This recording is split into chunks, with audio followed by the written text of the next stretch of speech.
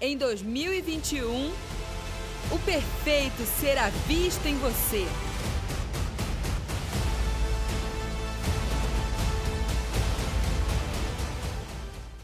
Boa noite a todos, a paz. Sejam todos bem-vindos à casa do Pai. Quero cumprimentar também a todos que me assistem pela TV Rica. Que Deus abençoe você, sua família, aí em sua casa. Quero mandar um abraço especial para o meu filho Mateus e para minhas amigas Elianete e Shirlene. Eu prometi para elas que eu ia mandar esse abraço, e se eu não mandar, amanhã eu apanho lá na escola. Mas estou muito feliz de estar aqui, ministrando, né? É muito bom falar do Senhor. É muito bom falar de Deus. É muito bom, gente. Em Atos 4:20, Pedro fala assim: nós não podemos deixar de falar o que temos visto e ouvido da parte de Deus. Então nós não podemos mesmo deixar de falar o que Deus tem feito na vida da gente. Isso é lógico quando nos é dado a oportunidade. Mas todas as vezes que nós tivermos a oportunidade de falar de Cristo, fale. Fale. É muito bom falar de Jesus. Eu fico muito feliz quando eu sento para discipular alguém, ou eu para fazer uma integração, ou para eu estar ministrando aqui na frente. É lógico, a gente tem que estudar, a gente tem que buscar, né, uma direção de Deus. Mas quando a gente começa a falar, sabe, é aquela coisa que toma a gente, porque é muito bom falar de Cristo. É a mesma coisa que você sentar numa mesa com fome e comer aquele prato saboroso, delicioso, que você tanto gosta. Você come com prazer, não é verdade? É a mesma coisa. Quando eu falo de Cristo, seja para uma pessoa no discipulado, ou para uma pessoa que me é dada a oportunidade no trabalho ou em qualquer lugar, gente, isso me toma, sabe? Isso me toma. Eu sou apaixonada em falar de Cristo. Vamos então, vocês no lugar de vocês mesmos, só curvem a cabeça. Vamos agradecer a Deus por tudo que Ele tem feito, pela bondade, pela misericórdia, pelo cuidado, pelo carinho dEle, por nós termos atravessado o ano de 2020 em meio a essa pandemia. Nós estamos aqui, nós chegamos, nós viramos o ano. Até aqui o Senhor nos ajudou. Então é motivo de sobra para agradecer esse Deus tão maravilhoso. Deus querido, Deus maravilhoso, obrigada, Senhor, pelo teu amor. Obrigada, Senhor, pelo teu sacrifício. Obrigada, Senhor, pela tua redenção. Obrigada, Senhor, porque o Senhor nos achou, o Senhor nos escolheu. Deus, obrigada, Senhor, por tanta coisa que o Senhor tem nos dado, tem nos presenteado. Obrigada, Senhor. E hoje, Senhor, toma a minha vida, toma a minha boca, Senhor. Não olha, Senhor, para as minhas imperfeições, não olha para as minhas falhas, Deus. Olha tão somente, Deus, para o Cristo que habita aqui, Senhor, e que quer falar à tua igreja. Deus, me ajuda, Senhor, a entregar aquilo que o Senhor colocou, Senhor, no meu coração, no meu espírito, Senhor, e que a tua igreja possa receber, que a tua igreja possa compreender, Senhor, o que é ser, construir, edificar o testemunho perfeito, Deus.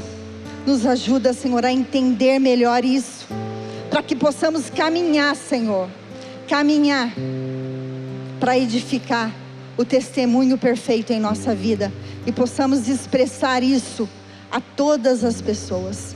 Obrigada, Senhor, nós te amamos, nós te louvamos, nós te entronizamos, Deus, porque não há outro Deus além de ti que merece todo louvor, toda glória, toda a nossa gratidão. Obrigada, Senhor. Amém. Amém? Bom, vamos lá então. Para quem não sabe, meu nome é Andréia Prado. Eu sou uma das ministras dessa casa. E como todo mundo fala, é um prazer mesmo. É uma alegria, é um privilégio ser chamado, ser comissionado a ser um ministro de Deus. É muito bom. E aí, como todos sabem, tem alguns desavisados. É certo que tem alguns desavisados que não sabem qual é a palavra que nós estamos esse ano, a palavra que nós estamos debaixo esse ano. Se eu perguntar, vai ter um, dois que vai falar: olha, me perdoe, mas eu não sei, eu não estava aqui, eu acho que eu perdi esse culto. Então é sempre bom nós retomarmos. E professor, já viu, né? Sempre tem aquele aluninho que faltou na escola, que não está mais perdido do que cachorro em dias de mudança. Então o professor tem que voltar a matéria, o conteúdo, para poder avançar. E é da mesma forma. Então, se você não sabe, você aí em casa que não sabe qual é a palavra que nós estamos caminhando debaixo dela esse ano, é edificando o testemunho perfeito. Não é um testemunho. Tem gente que fala edificando um testemunho perfeito. Não, é edificando o testemunho perfeito. Porque um pode ser qualquer um, né? Quando eu chegar e falar assim: eu vi um homem, você não sabe, é qualquer homem. Eu vi um homem qualquer. Agora, quando você fala assim, o homem, artigo definido, aí você especifica, aí não tem mais dúvida, é o. Então não é edificando um testemunho perfeito, não, é edificando o testemunho, porque testemunho perfeito só tem um: Pai, Filho e Espírito Santo. Eles testificam em nós. E o apóstolo Cristiano, quem estava aqui domingo e ouviu a pregação do apóstolo Cristiano no domingo de manhã e domingo à noite, viu que ele realmente deu uma aula sobre edificar o testemunho perfeito. Gente, eu acho que ele foi tão didático, ele foi tão claro, ele foi tão objetivo, que parece que não tem mais o que falar. Não tem mais o que falar. Ele falou: o testemunho perfeito é o reino de Deus. E o reino de Deus, o que é? Não é comida, não é bebida, mas é alegria, paz, justiça, ou como você quiser a ordem aí, não importa. Justiça, gozo e paz. E você tendo o reino de Deus, que é justiça, gozo e paz, edificado, consolidado dentro de você, você edificou. Você vive com o testemunho perfeito. Então ele foi tão didático, ele foi tão claro, que parece que não tem mais o que falar, o que ensinar. Só que a gente tem. Sempre sempre que falar, bater na mesma tecla, ensinar de outras formas, falar de outras maneiras, utilizar-se de outras estratégias. O professor é assim. Às vezes ele explica uma matéria que está clara, está óbvia. Um monte de criança, um monte de aluno não entendeu, mas sempre tem lá 1, 2, 3 que olha, fala: eu não entendi. E aí você tem que explicar de novo. Você tem que encontrar novas estratégias, novos exemplos, uma nova linguagem para alcançar aquele aluninho que não entendeu. Da mesma forma, nós temos que bater. Então nós vamos bater nessa tecla o ano todo, até que todos compreendam o que é edificar o testemunho perfeito. Aí sim, nós todos vamos expressar de fato nós vamos expressar o testemunho perfeito. Nós vamos expressar o Pai, o Filho e o Espírito Santo. Nós vamos expressar justiça, gozo e paz. Mas nós precisamos entender isso. Então vai vir muitos e muitos ministros aqui ministrando o mesmo tema, a mesma palavra, mas diferentes maneiras, para que todos cheguem a esse entendimento. E eu pensando comigo, eu falei, né? Por que não escreveram assim, construindo o testemunho perfeito? Porque se você olhar no dicionário, construindo e edificando é a mesma coisa. É a mesma coisa. Construir e edificar é a mesma coisa. Só que não.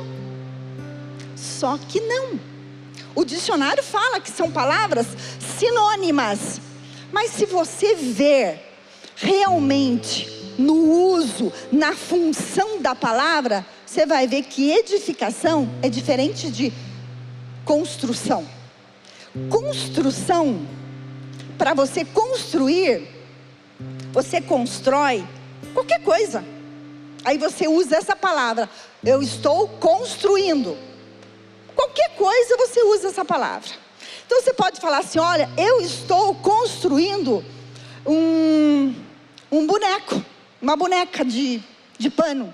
Eu estou construindo alguma coisa, coisas pequenas. Mas quando você quer falar de uma coisa muito grande, você não usa construindo, você fala edificando. Então edificando você vai usar só para coisas grandes. Você não vai usar a palavra edificando para coisas pequenas. Você não vai falar assim, ó, eu estou edificando aqui um brinquedo de sucata. Você não vai falar, eu estou edificando um brinquedo de sucata. Você vai falar, eu estou construindo um brinquedo de sucata. Então, vocês estão entendendo que construindo é para qualquer coisa. Agora, edificando é para uma coisa muito grande. Por isso, muito sábio. Não é nem questão de sabedoria, é o Espírito Santo que inspirou o apóstolo L, os ministros da diretoria, e todos em concordância, o Espírito Santo testificando dentro de cada um deles, colocaram edificando.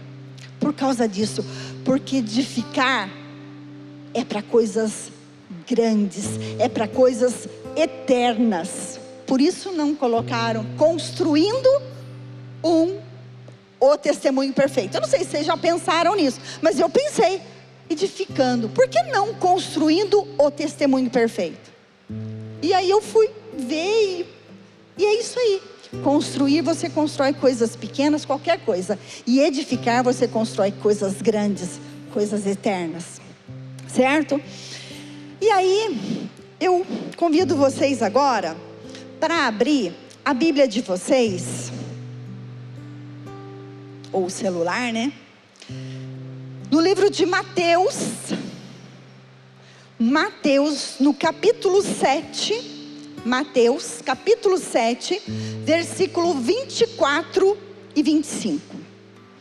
Que pensando nisso, né, de edificar, de construir, eu pensando nisso, me veio uma palavra ao coração. De onde você edifica, onde você constrói a sua casa. Então vamos ler aqui, ó. Mateus 7, capítulo 7, versículo 24 e 25, que diz assim, ó. Jesus falando assim, tá? Essas são palavras de Jesus. Todo aquele, pois, que escuta estas minhas palavras e as pratica, assemelhá-lo-ei ao homem prudente, que edificou a sua casa sobre a rocha.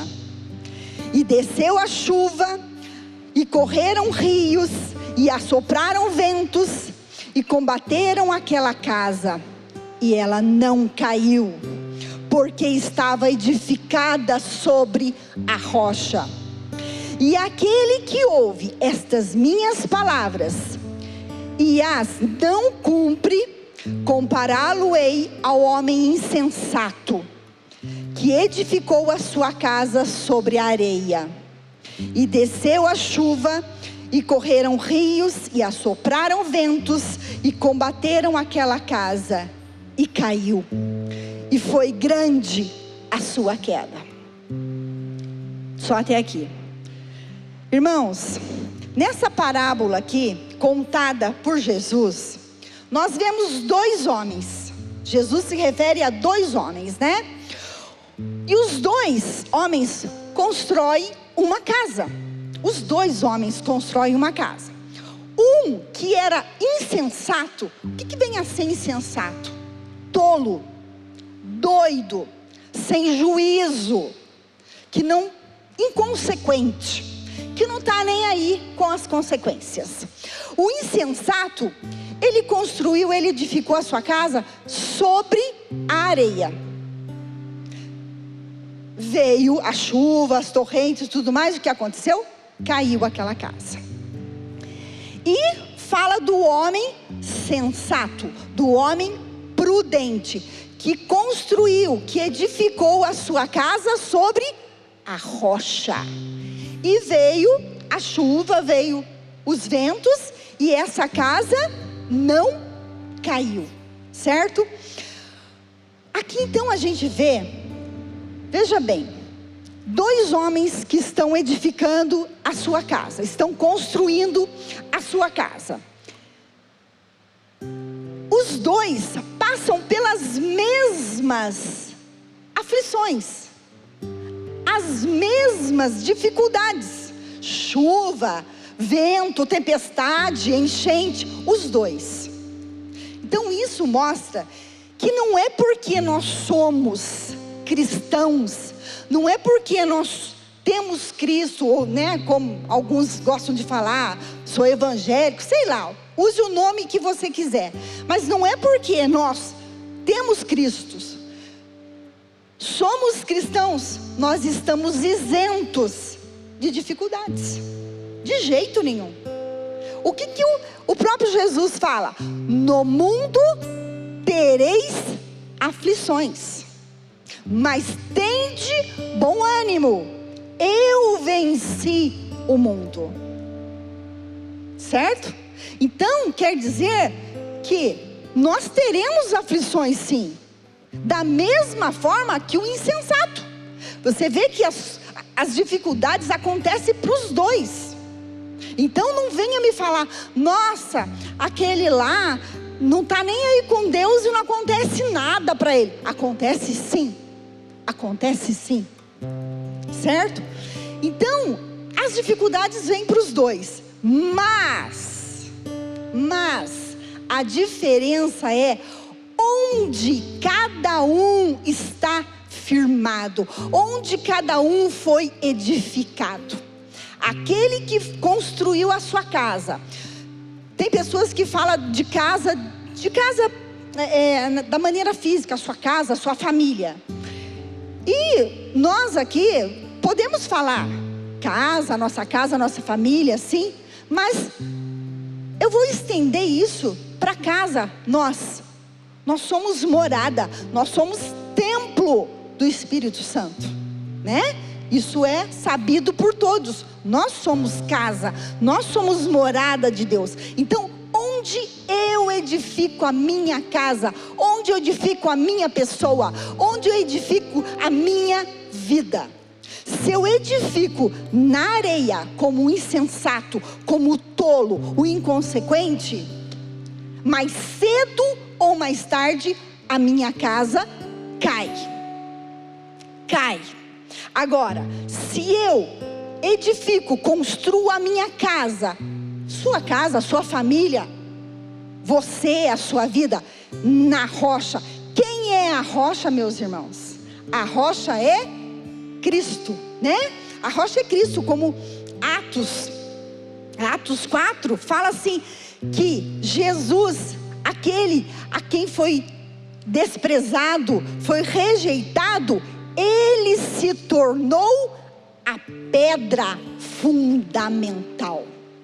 Então, Cristo é a pedra fundamental, a pedra principal. Todo mundo sabe que numa construção, quem é arquiteto, quem é engenheiro sabe que tem ali uma pedra no alicerce, tem ali, não digo pedra, mas tem um lugar onde é colocado concreto, pedra e tudo mais, porque é dali que vai sustentar as outras paredes. Então Jesus, ele é a rocha, ele é a pedra principal que sustenta tudo. Então, o homem que constrói a sua vida, que edifica a sua vida na rocha, esse homem vai ver a plenitude que ele vai ter em tudo, meus irmãos, em tudo. Vamos ter aflições?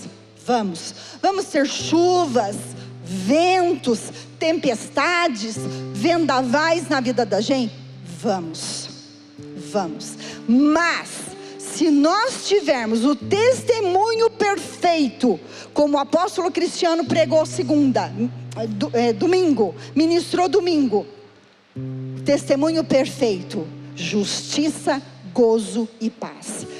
Quando nós temos esse testemunho perfeito, pode vir a dificuldade que vier, nada nos rouba a paz e a alegria.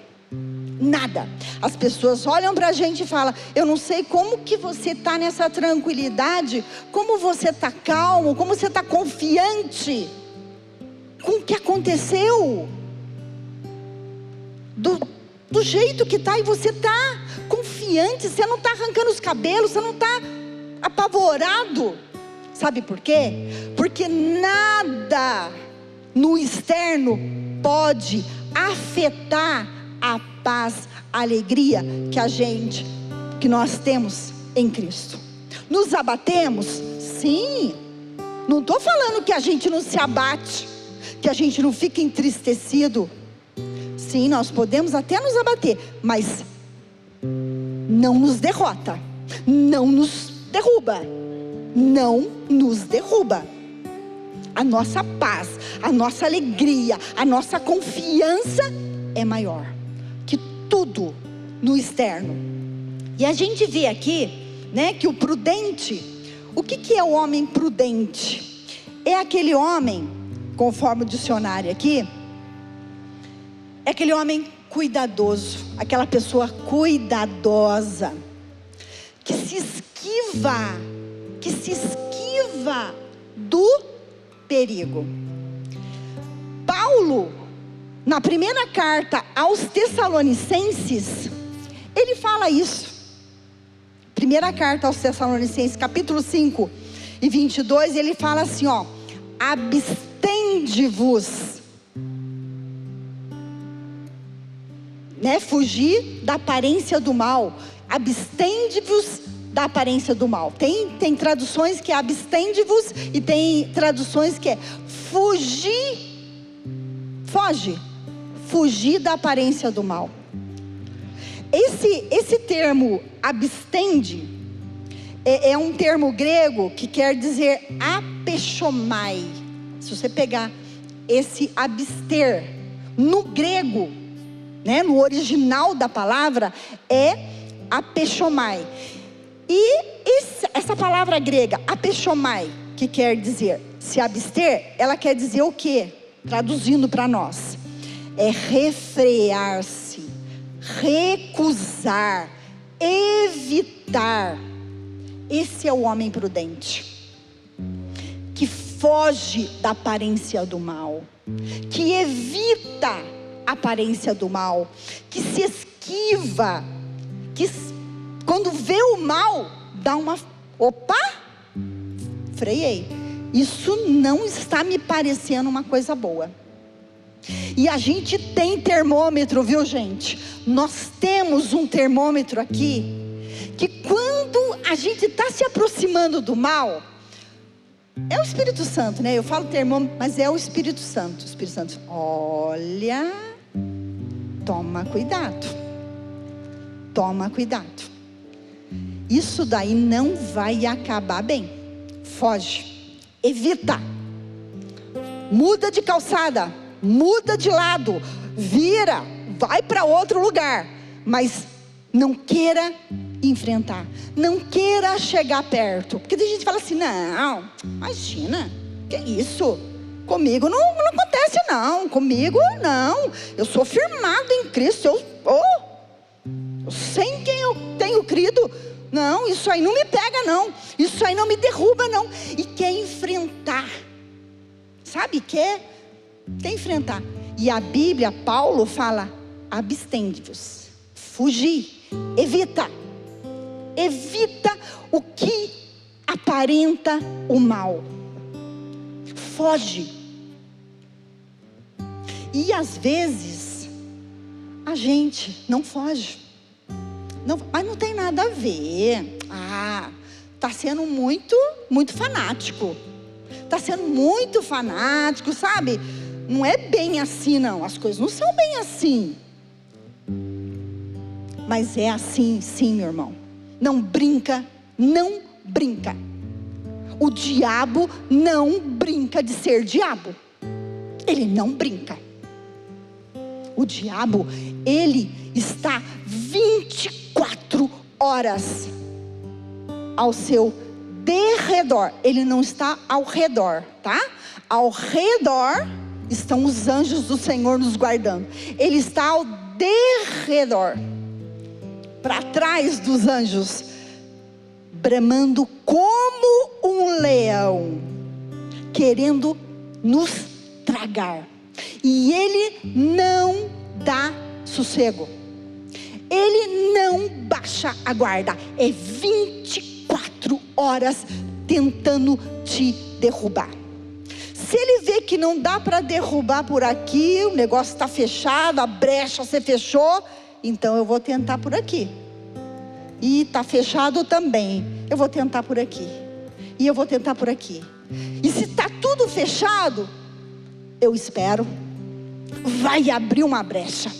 Vai abrir uma brecha. Ele vai dar uma fraquejada, vai me mostrar alguma fraqueza. E é ali que eu vou atacar. É ali que eu vou aparecer. Então, meus irmãos, tenham muito cuidado. O apóstolo Paulo foge, se abstém, se esquiva daquilo que parece mal aos teus olhos. E o Espírito Santo avisa. O Espírito Santo avisa, certo? Vejamos então que os dois aqui, como eu falei, passaram pelas mesmas provações, mas somente aquele que tinha edificado a sua casa sobre a areia que caiu, né? Nós teremos aflições, nós não estamos isentos de aflições, mas como nós vamos sair depois dessas tribulações? Como nós vamos sair depois dessas pressões? Ou você espirra fora, você não aguenta, ou você fica mais murmura, fala, reclama, mas reclama, ou então você fica e passa por todo o processo crendo que Deus é maior, que Deus vai te dar a vitória no final do processo, porque todo processo tem fim, meus irmãos. Todo processo tem um fim, e nós temos que ver como que nós vamos chegar lá no fim desse processo, tá? Como nós vamos chegar? E aí, como a pastora Zelinda já ministrou há muitos anos atrás, acho que num retiro, aquilo que não nos mata, nos fortalece. Então, se aquela tribulação, aquela dificuldade, aquilo que te incomoda, que te machuca, que te faz sofrer, se não te matar, vai te fazer mais forte. Você vai chegar no final do processo mais forte e mais confiante em Deus. Amém? E em Mateus, no capítulo 5 e no versículo 48, se a multimídia tiver, por favor.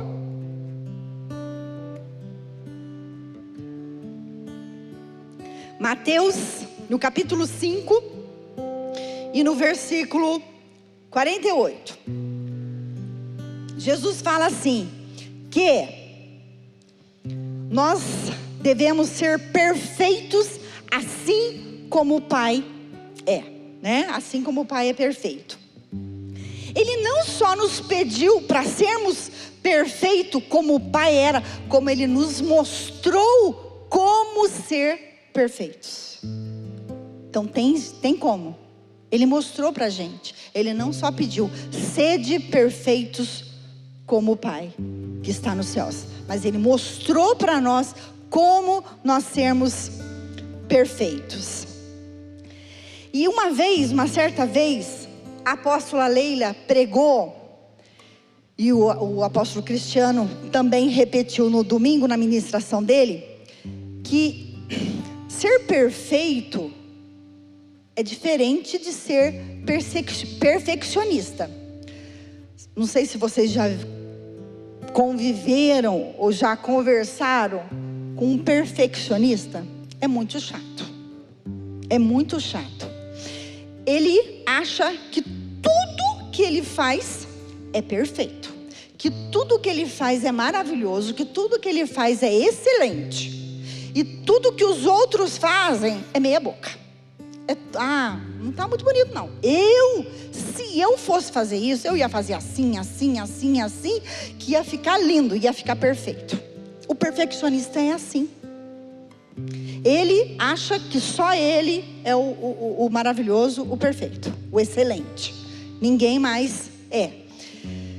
E o perfeito é aquele que não é perfeito, mas ele está procurando fazer o certo. Ele está procurando fazer o excelente.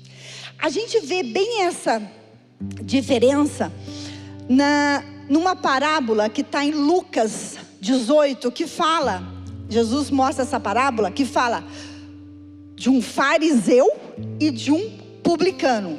Os dois vão para o templo, Jesus contando essa parábola, e o publicano chega lá e ele levanta para orar, e ele ora em voz alta, e bate no peito, e fala que ele é maravilhoso, que ele é digno de ser abençoado, porque eu dou dízimo, eu dou ofertas, eu procuro fazer o bem, eu sou um homem justo, papapá. Esse é o fariseu, é o perfeccionista. Ele é o bom, ninguém mais presta para ele. E o publicano não ousa nem levantar os olhos. Ele está ali, ajoelhado, quietinho, nem levantar os olhos ele não levanta. Quem dirá ficar em pé como o fariseu. E ele fala: Senhor, eu sou pecador, eu sou pecador, eu preciso da tua graça, eu preciso da tua misericórdia. Esse é o publicano. É uma parábola que está lá em Lucas 18 que Jesus conta. Então mostra bem o perfeccionista e o perfeito. Nós estamos no caminho da perfeição. Nós estamos, no caminho, nós estamos caminhando no perfeito, que é Cristo, no testemunho perfeito. E assim, Deus, quando olha para nós, Ele não vê as nossas falhas, Ele vê o testemunho perfeito, Ele vê o Cristo que habita em mim. Esse é perfeito. E aí, olha só, o apóstolo Cristiano também falou que a palavra perfeito é uma tradução, lá se você pegar no grego, a palavra perfeito é a palavra teleios. No grego, perfeito, no grego é teleios. E teleios, no grego, significa estar pleno, é estar maduro, é estar completo. Isso é teleios, isso é perfeito. O que significa teleios? Perfeito, estar pleno, estar maduro, estar completo. E aí, veja bem, em Mateus 5:48, quando o próprio Jesus fala assim: sede perfeito como o Pai que está nos céus. Tem estudiosos que falam que esse perfeito aí, que Jesus usou, é o teleios. Só que de uma forma, ele usou essa palavra teleios, perfeito, mas de uma maneira assim, dando-nos a ideia de uma palavra funcional. Deixa eu explicar para vocês. O que é isso? Que perfeito, teleios, é um adjetivo. Todo mundo concorda. É professor de português, vai acabar falando sempre essas coisas. Então, teleios é perfeito. Perfeito é um adjetivo. E só é perfeito aquela pessoa que cumpre o seu projeto, que cumpre o seu propósito. Ela chega ao seu fim, como o apóstolo Cristiano ministrou domingo. Por quê? Porque teleios, que é perfeito, que é um adjetivo, ele vem da palavra telos. O que é telos? Não é teleios, é telos. Telos quer dizer, aqui, deixa eu só procurar aqui. Telos já não é um adjetivo. Telos é um substantivo, que quer dizer o quê? Levar ao fim, levar ao seu propósito. Foi o que o apóstolo Cristiano falou. Ele falou: olha, se vocês forem pegar, perfeito é o quê? Aí alguns falaram, pleno, completo. Aí ele falou, isso mesmo, perfeito é pleno, é completo. No grego é teleios. Só que ele falou assim, eu procurei, ele falou assim, mas eu não quis ficar com teleios, perfeito, no adjetivo. Ele foi procurando na derivação da palavra e chegou no telos. Telos é um substantivo que quer dizer isso: propósito, fim. Isso que quer dizer telos. Então, quando Jesus fala assim, sede perfeito como meu Pai é, Ele estava querendo dizer isso. Cumpra o seu propósito, cumpra o seu fim pelo qual você foi criado. Aí sim você será perfeito. Aí sim você será teleios. O próprio Jesus, quando chamaram ele, de bom, ele falou, o que ele falou? Eu não sou bom. Bom é o meu Pai que está no céu. Por que ele não permitiu que chamasse ele de bom? Porque ele não tinha ido para a cruz, ele não tinha cumprido o seu propósito. Então ele falou: não, eu não sou bom. Por que me chamais de bom? Bom somente é Deus. Por quê? Porque ele não tinha cumprido o propósito dele ainda, certo? E aí, meus irmãos, qual que é o nosso fim? Qual que é o nosso propósito?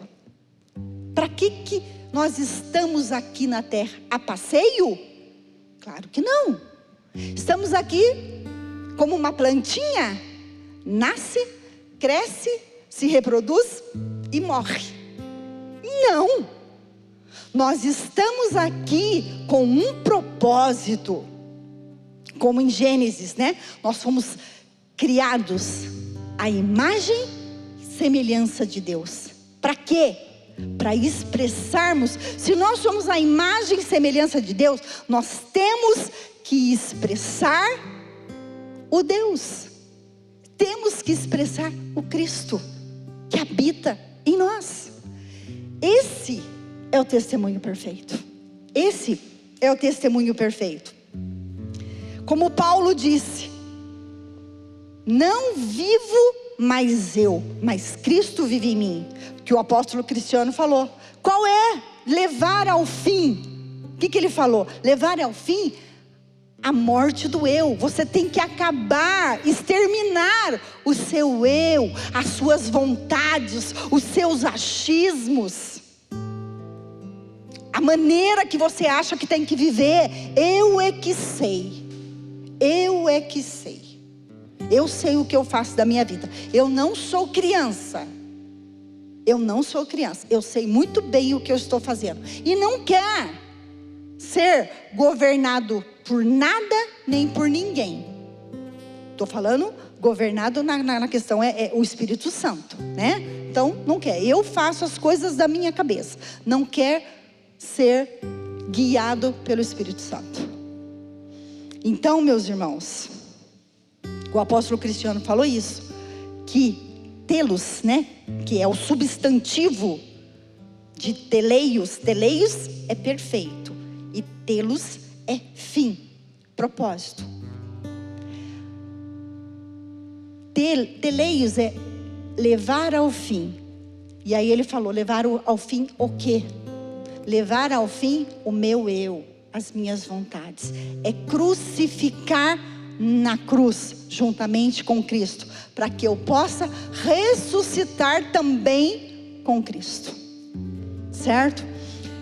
Então esse é o testemunho perfeito. Quando nós edificamos a nossa casa, seja ela casa, família, mas eu estou querendo hoje enfocar na minha vida. Casa, eu sou casa, eu sou morada do Espírito Santo. E onde eu vou me edificar? Onde eu vou firmar os meus alicerces? Na areia? Na areia? Ou na rocha, que é Cristo? Então, nós temos que pensar muito. Eu sempre falo para o apóstolo Hélio, já falei uma vez isso, e eu vou falar para vocês, porque eu não sou profeta. Profeta, né? Profeta é ali. Eu não sou pastora também que passa a mão na cabecinha, agrada. Eu sou mestre. Então, eu confronto. Eu mostro a verdade. E eu falei para o AP uma vez: AP, qualquer dia eu queria pregar sobre o seguinte: por que tem pessoas que vêm, se encontra com Cristo, vê a plenitude, a maravilha, a gostosura, a delícia que é viver com Cristo e em Cristo, e quando vem as tempestades, as chuvas, os ventos, não aguenta e cai fora. Só que passam uns anos, essa pessoa volta. Vocês já perceberam isso? Ela sempre volta. Graças a Deus porque volta. Graças a Deus, amém. Tem que voltar mesmo. Tem que voltar. Mas se sabe que vai voltar, por que sai? Por que vai apanhar lá fora? Por que vai quebrar a cara lá fora e vai voltar todo machucado. Então aguenta as agruras da vida, aguenta as dificuldades, aguenta, sabe, para não ter que apanhar lá fora e voltar cheio de marcas, cheio de feridas, cheio de cicatrizes, que aí precisa curar, precisa passar por libertação, precisa passar por tanta coisa, por cura interna para se curar. E conhecia a Cristo, experimentou o quão bom, o quão gostoso é viver com Cristo, é ter a plenitude, é ser cheio, pleno, teleios. Então, eu falei isso para ele, ele falou assim: nossa Deus, você não vai pregar isso não, você espanta os irmãos. Eu falei, mas, sabe, dá vontade de chegar e falar: por favor, acorda, firma os passos, firma essas pernas aí, firma esses joelhos aí, se endireita, e vamos em frente. Vamos em frente. Deus tem muito mais. Deus dá a vitória. E dá. A gente sabe que quando a gente vai, atravessa todo o processo, atravessa o deserto com Deus, chega no final, que a gente está ali, o que acontece? A gente goza, a gente desfruta. Não foi assim com o povo de Israel? Toda aquela turma, 15 mil homens, sem contar mulheres e crianças, saíram do Egito. Quem entrou na terra prometida? Somente os homens abaixo de 40 anos. Todos os outros morreram. E velhos de 80 e tantos anos, só Josué e Caleb. Por quê? Só Josué e Caleb? Porque eles foram firmes durante todo o processo no deserto. Só eles entraram. E porque os outros morreram? Porque murmuraram, não creram, não confiaram. Ninguém entrou. Esses homens que entrou eram as criancinhas. Aqueles que nasceram no deserto, esses entraram. Mas aqueles homens que saíram do Egito, nenhum deles entrou. Somente Josué e Caleb, que já tinha 80 e tantos anos, que entrou na terra prometida, porque foram firmes no processo. Então, quando nós somos firmes no processo, sempre no final a gente desfruta da plenitude, do gozo, da paz, da alegria. Então, meus irmãos, que fique com vocês essa palavra: onde eu estou construindo a minha casa? Temos que construir a nossa casa sobre a rocha, que é Cristo. Temos que construir a nossa casa em cima de um terreno sólido, que é o testemunho perfeito: Deus Pai, Deus Filho e Deus Espírito Santo. E quando a gente constrói a nossa casa em cima desse testemunho perfeito, a gente expressa paz, a gente expressa gozo, alegria, e a gente expressa justiça para qualquer pessoa, em qualquer lugar. Não é aquela pessoa que aqui é uma coisa, lá é outra coisa, lá é outra coisa. Tem diferentes personalidades, né? Diferentes personalidades. Aqui na igreja ele é de um jeito, em casa é de outro, no trabalho é de outro. Então, é isso. Nós construímos a nossa casa em cima de um testemunho perfeito, em cima de algo sólido, certo? E aí sim, nós vamos expressar o Cristo vivo que vive dentro de nós. E não existe outro caminho, como o apóstolo Cristiano disse, Não existe outro caminho para esse testemunho perfeito se consolidar, se edificar na minha vida, a não ser pela cruz. Não tem como. Não tem como você edificar o testemunho perfeito, fazer a sua casa sobre a rocha, se não for através da cruz. Amém? Em 2021, o perfeito será visto em você.